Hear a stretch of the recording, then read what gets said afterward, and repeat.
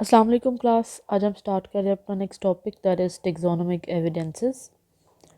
Taxonomic evidences के taxonomy के लिए मतलब taxonomy is the classification of plants into groups. Plants को ग्रुप्स में कन्वर्ट करने के लिए या प्लांट्स को टैक्सोन प्रोवाइड करने के लिए, असाइन करने के लिए हमें कौन कौन से एविडेंसेस की ज़रूरत होती है, किस किस चीज़ की बेस के ऊपर हम किसी भी जो प्लांट है उसको क्लासिफाई करते हैं, जीनस के अंदर, फैमिली के अंदर, ऑर्डर या किसी भी स्पीशी के अंदर हम उसे असाइन करते हैं। वो कौन से एविडेंसेस हैं, वो कौन से एट्रीब्यूट्स हैं जिनको हम यूज़ करते हैं ताकि हम क्या कर सकें, प्लांट्स को क्लासिफाई कर सकें उनके ग्रुप्स और सब ग्रुप्स के अंदर। वो आज हम इस लेक्चर में देखते हैं।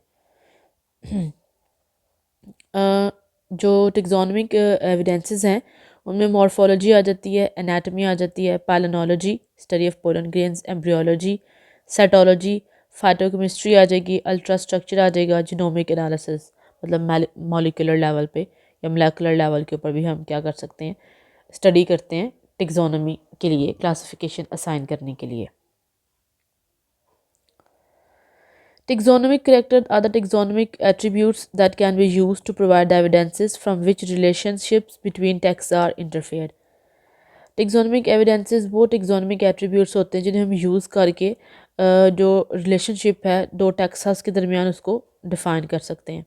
इसके अंदर हम क्या क्या चीज़ डिस्कस करते हैं, मॉर्फोलॉजी एक्सटर्नल करैक्टर्स को स्टडी करते हैं, एनाटमी इंटरनल करैक्टर्स को स्टडी करते हैं, पैरानोलॉजी पोलन्स को या स्पोर्ट्स को, एम्ब्रियोलॉजी एम्ब्रियो की स्टडी करते हैं, साइटोलॉजी सेल के स्ट्रक्चर और फंक्शंस को देखते हैं, फाइटोकेमिस्ट्री के वो प्लांट है वो कौन कौन से केमिकल प्रोड्यूस कर रहा है, अल्ट्रा स्ट्रक्चर्स, ठीक है, अल्ट्रा स्ट्रक्चर को देखते हैं हम, मतलब अल्ट्रा स्ट्रक्चर में हम कह सकेंगे कि हम जिस तरह क्लोरोप्लास्ट के अंदर फोटोसिस्टम्स है, फोटोसिस्टम्स को स्टडी करें, या माइटोकॉन्ड्रिया के अंदर क्रिस्टी है, सिस्टर्नी है, उसको स्टडी करें, F1 पार्टिकल्स को स्टडी करें, क्लोरोप्लास्ट को स्टडी करें।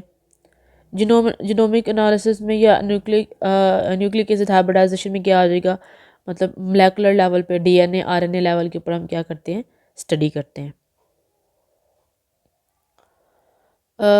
Morphology in relationship to taxonomy, सबसे पहले हम क्या पढ़ेंगे, मॉर्फोलॉजी और टेक्सोनोमी का क्या रिलेशनशिप है, ये हम सबसे पहले पढ़ते हैं। सबसे पहले है morphology in relationship to taxonomy. It mainly deal with the external character of the plant such as habits, root structure, stem habit, bud structure, leaf structure. ये चीज़ें हम नीचे डिस्कस करेंगे। ये वो वाली चीज़ें हैं जो मॉर्फोलॉजी में हम देखते हैं। अगर हम किसी भी प्लांट को, किसी भी स्पीशी को क्लासिफाई करने लगे हैं और हम कह रहे हैं कि हम मॉर्फोलॉजी की बेस पे करेंगे, तो मॉर्फोलॉजी में हम कौन कौन सी चीज़ें देखते हैं वो नीचे इन्होंने बताई हुई है। हैबिट देखते हैं, रूट स्ट्रक्चर देखते हैं, स्टेम का स्ट्रक्चर देखते हैं, स्टेम की हैबिट देखते हैं, बर्ड स्ट्रक्चर देखते हैं, लीफ स्ट्रक्चर देखते हैं, इन्फ्लोरेसेंस टाइप देखते हैं, फ्लावर की टाइप देखते हैं, पेरियंथ का स्ट्रक्चर, एंड्रोशियम की टाइप, स्टेमन का करेक्टर, गनोशियल टाइप के इन्फीरियर ओवरी है, सुपीरियर ओवरी है, कार्पल का स्ट्रक्चर, सिन कार्पस है, पॉलीकार्पस है, ओव्यूल का स्ट्रक्चर, कौन सी प्लेसेंटेशन है उसकी, उसकी टाइप कौन सी है, फ्रूट की टाइप कौन सी है, ड्राई फ्रूट है, फॉलिकल फ्रूट है, सक्यूलेंट फ्रूट है, फ्लैशी फ्रूट है, सीड की टाइप के वो एंडोस्पर्मिक है कि नॉन एंडोस्पर्मिक है। ये सारे मॉर्फोलॉजी के अंदर हम करैक्टरिस्टिक को स्टडी करते हैं जब हम क्या करना चाह रहे हों, किसी भी प्लांट को क्लासिफाई करना चाह रहे हों। It provide the basic language of plant characterization, classification and identification. ये किसी भी प्लांट को आइडेंटिफाई करने के लिए या उसको करेक्टराइज करने के लिए या उसको क्लासिफाई करने के लिए बेसिक लैंग्वेज है, क्योंकि ये तो इसलिए इसके लिए आपको किसी भी इंस्ट्रूमेंट की ज़रूरत नहीं पड़ती, बस आप प्लांट को देख के बता सकते हैं, उसकी मॉर्फोलॉजी को देख के। Morphological data is use in taxonomical study. Taxonomical study के लिए ये क्या होता है, डाटा यूजफुल होता है। नेक्स्ट है anatomy in relationship to taxonomy. Anatomy में हम कौन कौन से एविडेंसेस देखते हैं, the evidences come from the wood cell. सबसे पहले एनाटमी में हम क्या देखते हैं, वुड सेल टाइप को देखते हैं, साइज को देखेंगे, शेप को देखेंगे, वुड सेल स्कल्पचर को देखेंगे, पैटर्न को देखेंगे, स्टीलर सिस्टम मतलब जो उसके अंदर वस्कुलर बंडल्स हैं उसकी क्या अरेंजमेंट है, वस्कुलर बंडल की टाइप कौन सी है, जाइलम की कौन सी टाइप है, वुड की कौन सी टाइप है, रे टाइप कौन सी है उसकी, ठीक है। उसके अंदर फिर ग्राउंड टिश्यूज़ कौन से हैं, एपिडर्मल टाइप कौन सी है, मेसोफिल सेल्स को स्टडी करते हैं, सेक्युलरीड्स को देखते हैं, स्टोमेटल टाइप, ट्राइकोम्स जो अपेंडेजेस होती हैं हेयर लाइक, उन्हें ट्राइकोम्स बोलते हैं, क्रिस्टल टाइप बोलते हैं, नोडल टाइप्स उसकी देखते हैं, विनेशन देखते हैं उसकी, पेटियोल की वेस्कुलेशन टाइप देखते हैं, पैरिडम ओरिजिन देखते हैं, फ्लोइम सेल टाइप देखते हैं, स्पेशलाइजेशन स्पेशलाइज्ड सेल टाइप हम क्या करते हैं उसकी स्टडी करते हैं।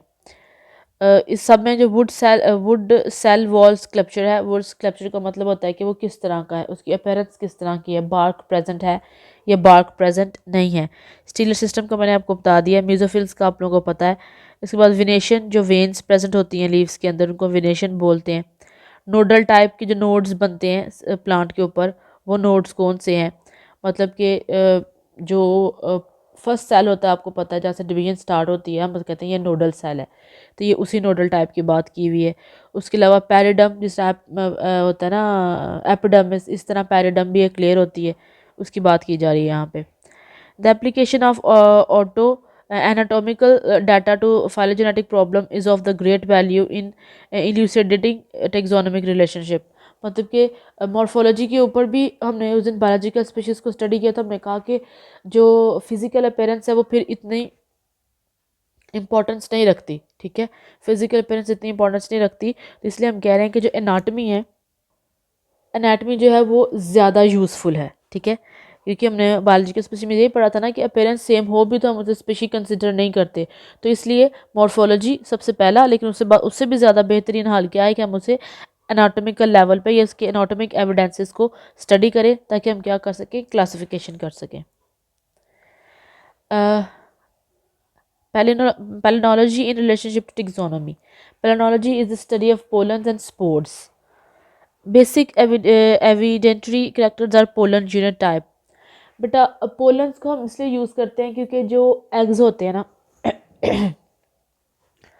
जो एग्स होते हैं वो तो जैसे फ्रूट ख़त्म हुआ, अगर हम टैक्सोनॉमिक एविडेंसेस की बात कर रहे हैं, अगर हम फोसिल्स की बात करें, तो फोसिल्स में क्या होता है कि हम पोलन्स को इसलिए स्टडी करते हैं, ये क्वेश्चन आपके जहन में आना चाहिए कि हम पोलन्स को स्टडी करते हैं, हम एग्स को क्यों स्टडी नहीं करते। तो बेटा एग्स को इसलिए हम स्टडी नहीं करते कि जैसे फ्रूट बना, फ्रूट ख़त्म, एग भी साथ ही ख़त्म, ऐसी बात है ना, एग तो ख़त्म हो जाता है, सीड में चेंज हो जाता है फ़ौरन, लेकिन पोलन्स जो हैं वो उनकी स्ट्रक्चर उनका इतना स्ट्रॉन्ग उनकी होता है, उनका जो है मॉर्फोलॉजिकल स्ट्रक्चर, कि उसकी वजह से जो होता है पोलन बहुत देर तक जो है वो लाइव रह सकता है, इसलिए पोलन को हम क्या कर सकते हैं, यूज़ कर सकते हैं। इस तरह का पोलन का स्ट्रक्चर होता है।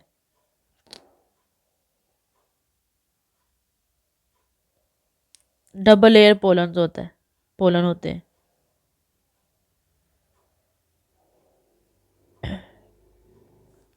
ठीक है, ये इसकी पोलन ट्यूब है, ये इसकी इंटाइन है, ये इसकी एग्जाइन है, दो लेयर्स होती हैं पोलन की।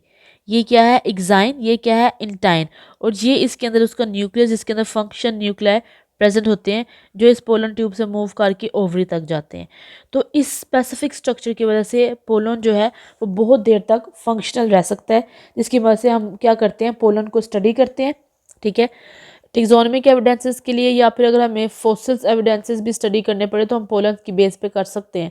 अगर किसी चीज़ की हमें जो है वो फोसिल को स्टडी करना हो तो पोलन्स हमें मिल जाते हैं, बहुत पुराने जो पोलन्स हैं वो कहीं ना कहीं प्रिजर्व हुए हमें मिल जाते हैं, उन्हें हम स्टडी कर सकते हैं। क्यों? क्योंकि इसके स्टफ स्ट्रक्चर की वजह से। ये जो इसकी मैंने आपको एग्जाइन एंड टाइन दिखाए हैं ना ये जो मैंने आपको कहा है कि ये इसका इंटाइन है, ये इसकी एग्जाइन है। ठीक है, इंटाइन से अंदर से क्या निकलता है, ये पोलन ट्यूब इस तरह से निकलती है, ये इसके ऊपर वॉट्स प्रेजेंट होते हैं, WARTS वॉट्स प्रेजेंट होते हैं। दिस वन, ये वाले जो इसकी प्रोटेक्शन में बहुत हेल्प आउट करते हैं, इस तरह से बैंडेजेस होते हैं इसके। तो देखते हैं हम किसके अंदर, हम किस किस चीज़ को पोलन्स के अंदर देखते हैं।